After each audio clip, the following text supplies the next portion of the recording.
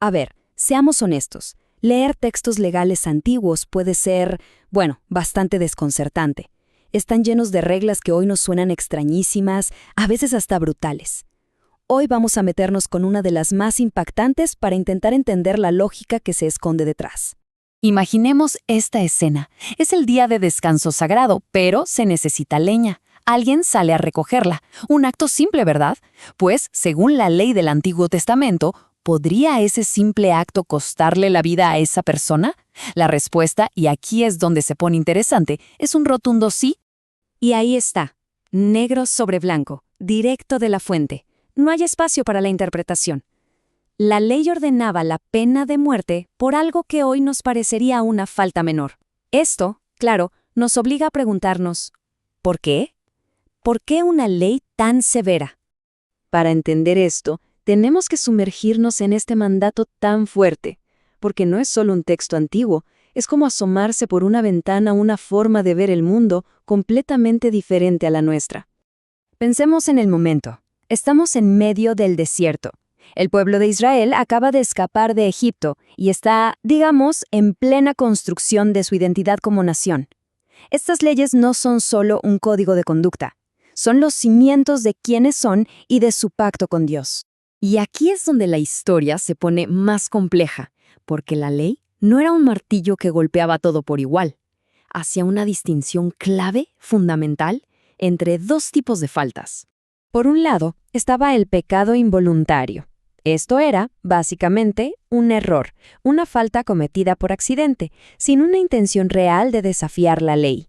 Para estos casos, había un camino claro para arreglar las cosas y recibir el perdón. Se reconocía que la gente comete errores. Y luego estaba el pecado con mano alzada, el pecado deliberado. Y esto, cuidado, era algo totalmente distinto. No se trataba de un despiste, sino de un acto de rebelión abierta.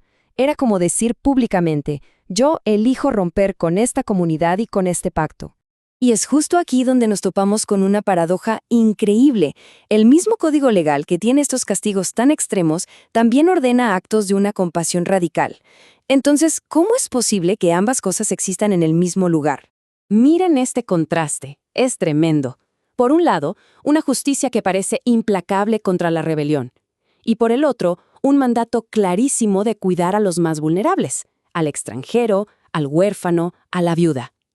El mismo Dios que ordena la ejecución, ordena también un sistema de bienestar social. Esta es la gran pregunta. ¿Estamos frente a una contradicción gigante o hay una lógica más profunda que une estos dos extremos? Para encontrar la respuesta, tenemos que dar un paso atrás y ver el cuadro completo, entender cuál era la misión de este pueblo.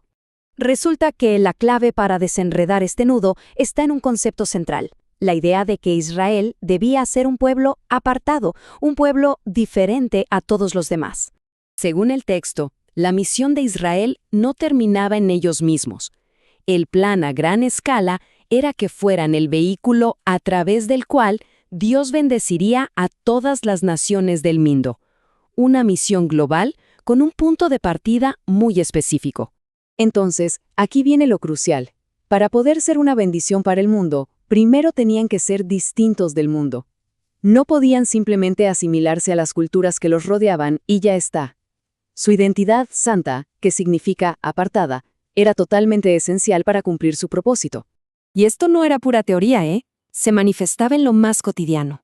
Las leyes sobre a quién adorar, cómo vivir el luto, qué comer e incluso cómo vestirse, todo. Todo estaba diseñado para ser un recordatorio constante de esa identidad única y separada.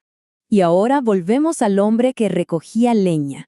Su acto, visto en este contexto como una rebelión deliberada contra el sábado, no era una simple falta, era una amenaza directa a uno de los pilares que sostenían la identidad del pueblo. Y si ese pilar se caía, toda la misión corría peligro. Los castigos severos eran en cierto modo un mecanismo de defensa para proteger el propósito de toda la comunidad. Ahora veamos cómo este gran propósito se aterrizaba en algo súper simple y cotidiano, a través de un recordatorio que se podía ver y tocar. Justo después de este incidente con la leña, se da esta orden, que se cosan borlas o flecos en las esquinas de la ropa. Y no, no era un tema de moda, era una herramienta para la memoria, diseñada para ser vista constantemente a lo largo del día. Y el simbolismo es brillante. En esa borla debía ir un cordón de color azul. ¿Y por qué azul? Porque era un color muy importante en el tabernáculo, el lugar más sagrado, el templo portátil. Era como llevar un pedacito de ese lugar santo en la propia ropa. Cada vez que veían ese color, era un recordatorio tangible de la santidad de Dios y de su propio llamado a ser un pueblo santo. El proceso era muy claro y deliberado. El estímulo visual, la borla, debía provocar una reacción mental, recordar los mandamientos. Y eso, a su vez, debía llevar a una acción, cumplirlos. Todo con el objetivo final de vivir esa identidad como pueblo de Dios.